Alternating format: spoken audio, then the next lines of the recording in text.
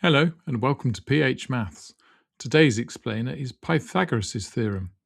Give me two sides of a right triangle and I'll find the third. By the end of this video, you'll know the formula, the trick to identifying the hypotenuse first, and the four Pythagorean triples that show up over and over again. Definition. In any right-angled triangle, a squared plus b squared equals c squared, where c is the hypotenuse, the longest side, and always opposite the right angle. The legs are a and b, the two shorter sides that meet at the right angle. Square both, add them, and take the square root for the hypotenuse. Key insight: identify the hypotenuse first. It's the longest side opposite the right angle.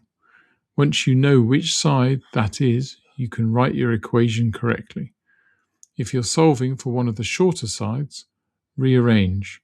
C squared minus b squared equals a squared.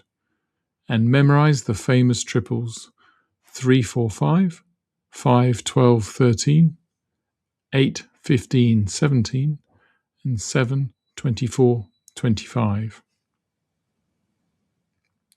Common mistake: putting the hypotenuse on the wrong side of the equation. The hypotenuse squared is the bigger side of the equation, always equal to the sum of the other two squared. If you put it on the wrong side, you'll get a negative under the square root. Quick example: legs of 3 and 4. Hypotenuse squared equals 9 plus 16, which equals 25. Hypotenuse equals 5. The classic 3, 4, 5 right triangle. Once you've spotted that, no calculators needed. An instant answer for you.